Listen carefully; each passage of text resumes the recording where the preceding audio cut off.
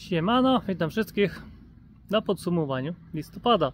Także u mnie standardowo fotowoltaika, jak to mówię, solar trackery, auto elektryczne, magazyn energii, kolektory słoneczne, pompy ciepła i co tam jeszcze wyjdzie po drodze. Słoneczko wyszło, wreszcie. Bardzo fajnie, tak dzisiaj, jutro ma poświecić, ale to już na grudzień będzie nabijało. Listopad, powiem wam, ładny, fajnie ogarnął w miarę temat. No niestety zużycie pompy ciepła przebiły produkcję. Tutaj to nie ukrywajmy, szału nie było, ale zawsze jest jakiś ten plus. No, nie trzeba było na zero. Także co, lecimy standardowo całą tą zabawę. I tak, solar trackery już praktycznie nie śledzą. Przeważnie przestawiam je ręcznie, jeśli oczywiście pojawi się słońce, tak dzisiaj się pojawiło, to zostały raz przestawione i tyle, to wystarcza, bo później już zacienienie tam wchodzi i nie ma co z tym, no nie ma po prostu energii. Kangur auto elektryczne, słuchajcie, w tym roku już ponad 12 000 km zrobiłem autem, co ma zasięg 100 km i jeździ w koło komina. Także no, ponad 5000 zł nie wydałem na paliwo. I mało, słuchajcie, mało zasięgu, bo dochodzą kolejne kilometry. Muszę się wam pochwalić, moja małżonka zaczęła studia zapomniałem jak się to nazywa. Wyższa Szkoła Prawa WSPiA, o właśnie w Rzeszowie, ja mam sklerozę takich nazw, tak zaczęła studia, chyba nazywa zaoczne i zaczęły się wyjazdy na Rzeszów, a jeden wyjazd na Rzeszów tam i z powrotem, plus tam coś tam pokręcić się, to jest około 150 km.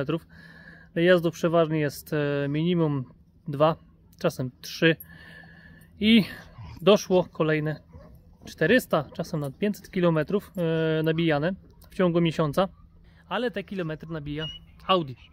A Audi pali czystą benzynkę. Nie opłaca mi się tam gazu zakładać, bo wolałbym powiększyć baterię w kangurze i można by było kangurem latać. Jeszcze by były dodatkowe oszczędności, tak macie te 400-500 km miesięcznie, to by tych oszczędności, powiem wam, doszło.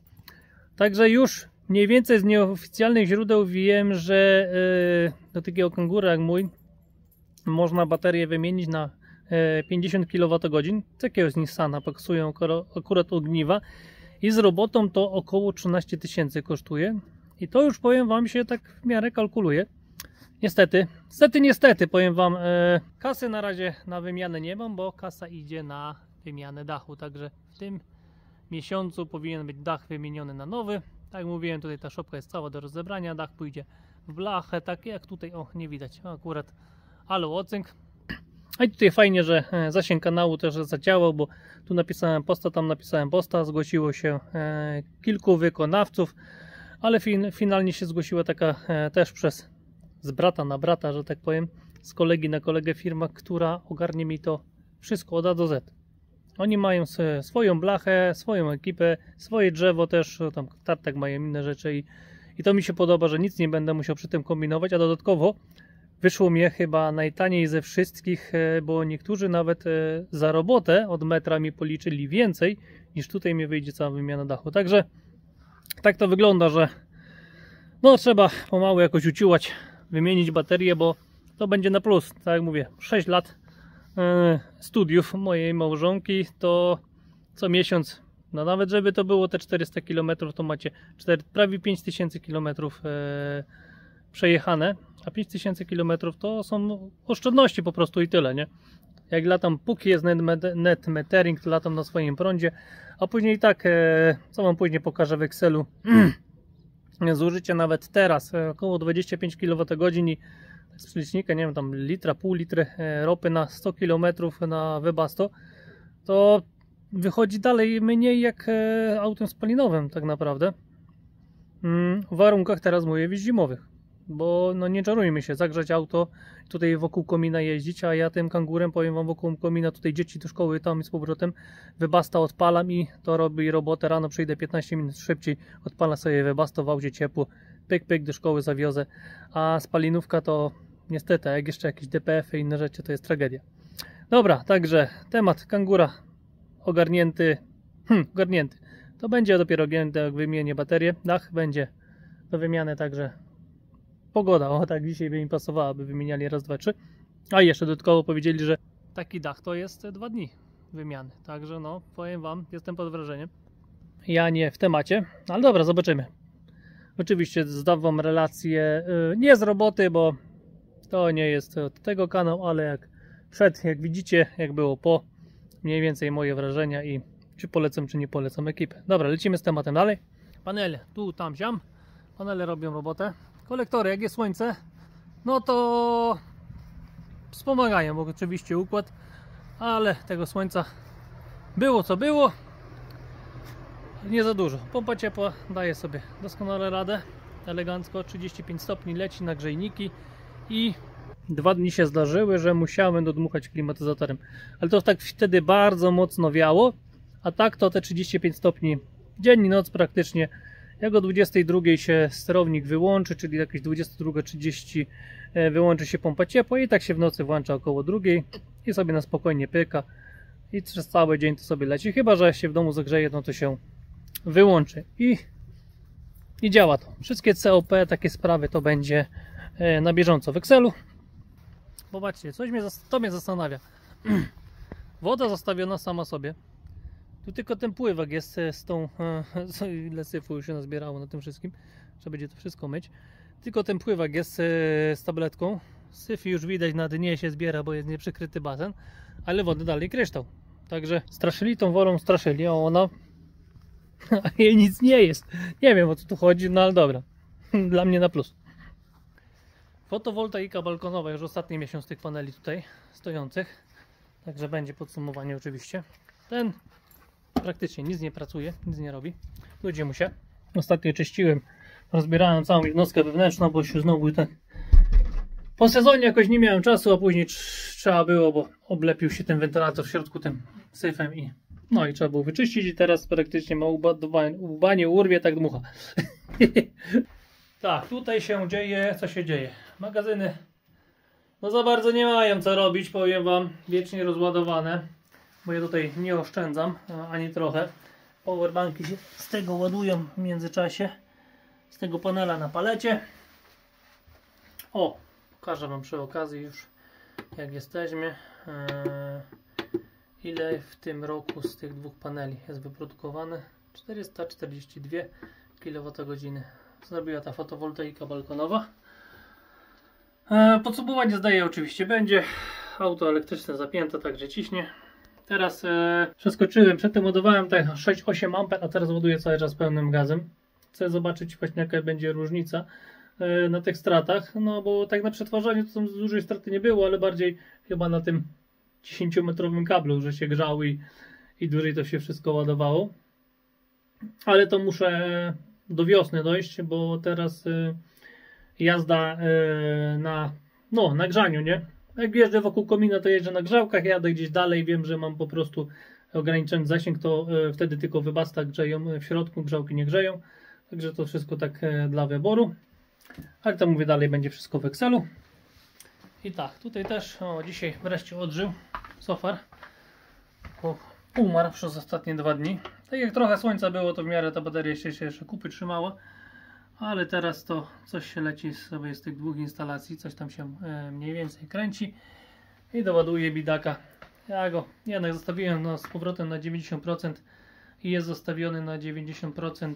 Nie ma w ogóle EPS-u, czyli nie ma tego zapasu, bo on się rozładowuje sam z siebie i nie ma to jak dla mnie po prostu sensu, także jest zostawiony tak.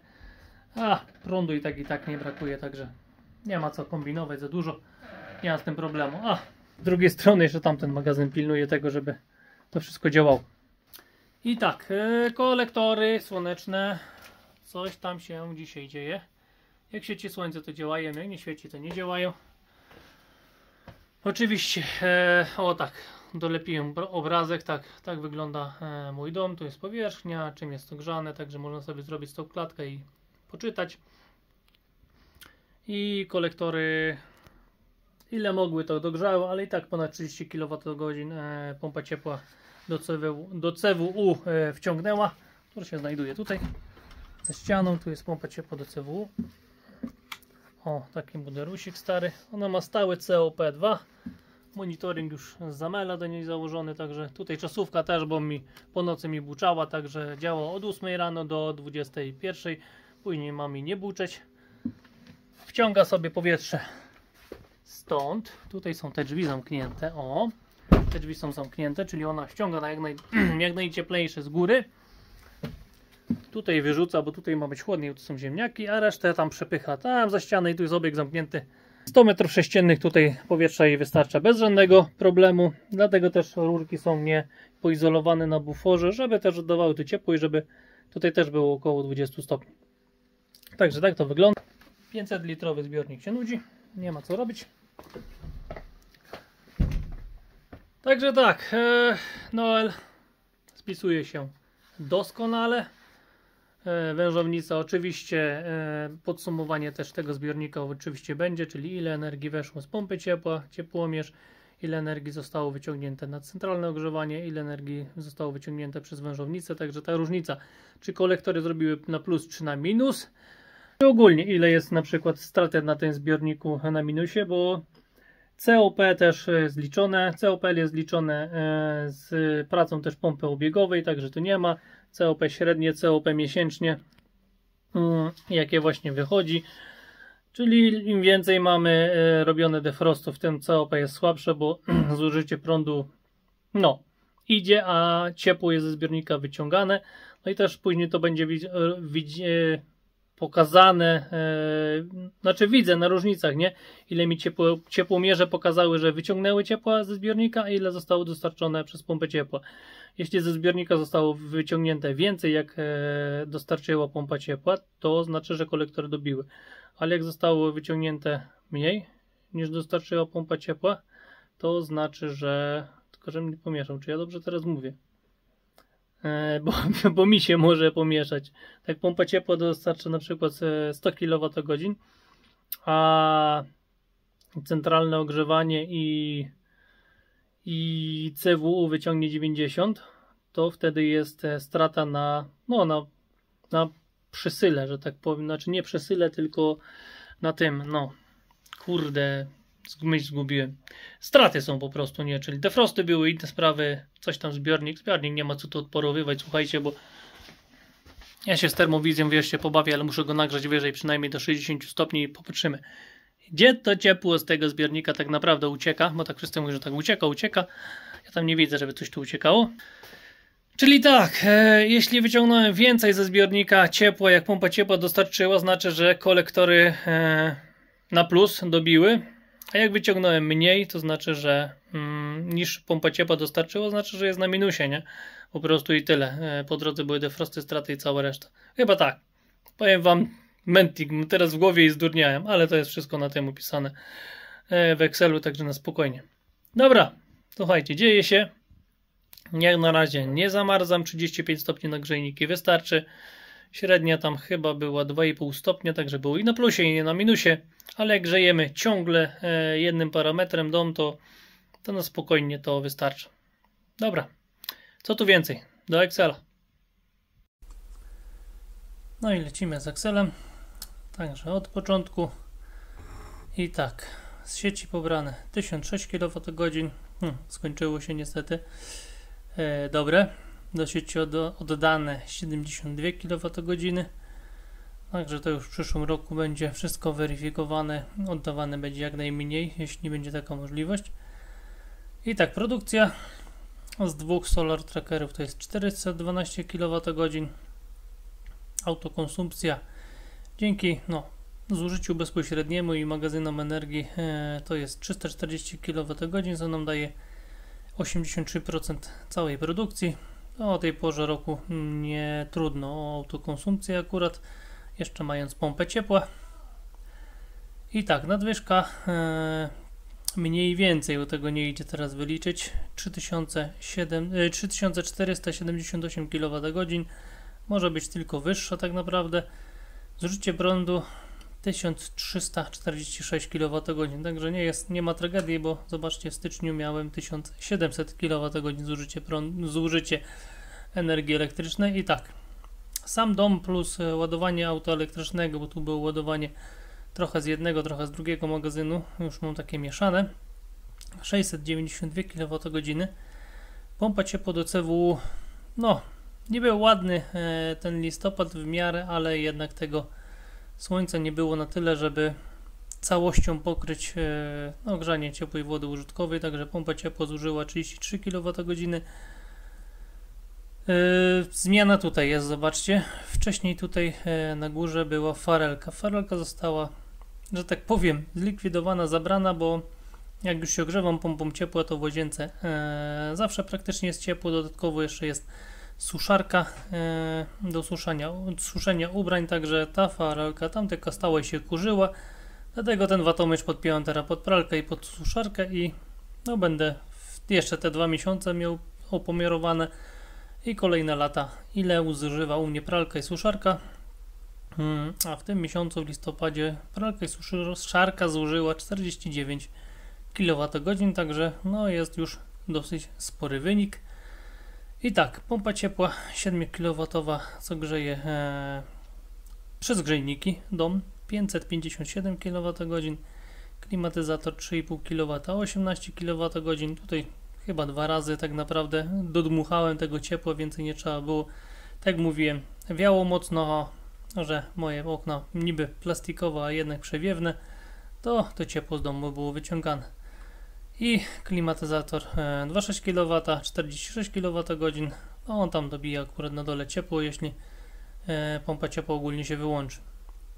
Czyli całe ogrzewanie 621 kWh zużyło.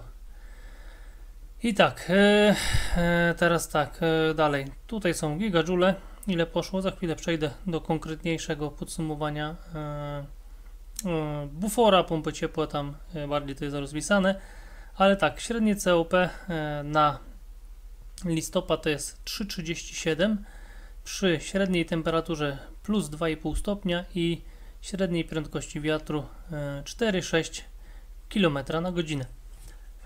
Także tak to wygląda tutaj i przeskakujemy do teraz drugiego. Ja się tu muszę oczywiście pobawić. Ok, jesteśmy. Tu się takie już długaśne zrobiło. Chcę wszystko mieć w jednym, żeby już nie przeskakiwać i to będzie najprościej, bo później będę, że tak powiem, budował to. Znowu mi się coś tu nie to wróć. Nie wiem, czego tak się zrobiło, ale ok. Wy nie widzicie, mi się tutaj poprzestawiało. Już będę tylko, że tak powiem, jechał z tym wszystkim rok za rokiem po prostu w dół. I wydaje mi się, że to będzie najprościej. Dobra.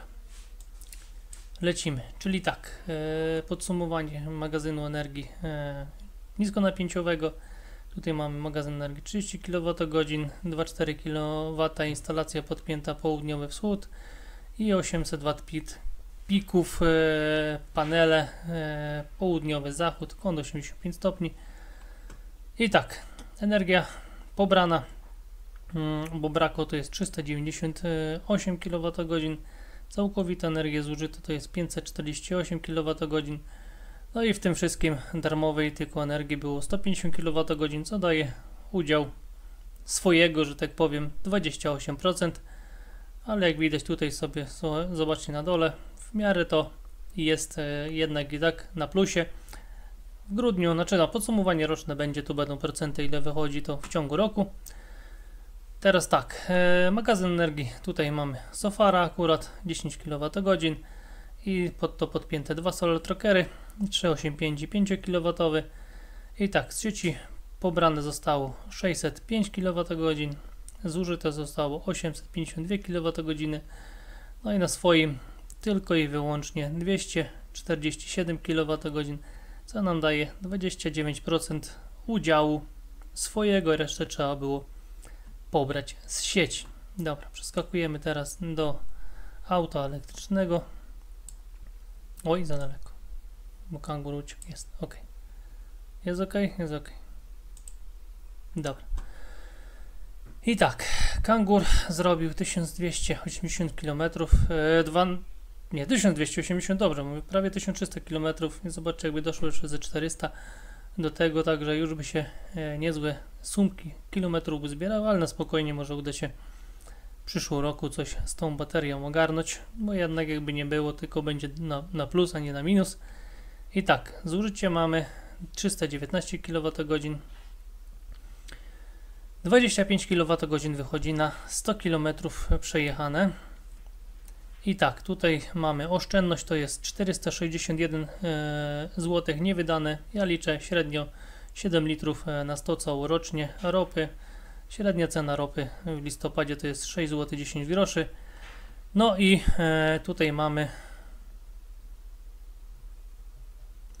tutaj mamy, słuchajcie, 14 litrów na ten sezon poszło. Te 10 litrów, ono tak naprawdę powinno być wpisane tutaj w marcu, bo ja tam ten sezon skończyłem i auta nie tankowałem, elektrykę, znaczy nie tankowałem, żeby z tą ropą całe lato nie jeździć, bo to nie ma sensu, żeby no później, no jakby nie było, to się też paliwo się starzeje i po co to wozić, także tak naprawdę w listopadzie, w październiku zalałem 10 litrów, co powinno być tutaj, ale wpisałem tutaj, czyli na ten sezon jak na razie poszło 14 litrów do ogrzewania dwoma wybastami i powiem Wam, jak tutaj mamy 1000, 2300, 2400 km, to wychodzi mniej więcej jakieś pół litra na 100 km, to takie plus minus, nie? Ja to oczywiście paliwo odliczam od tego średniego, bo sam siebie tutaj w konia nie mam zamiaru robić.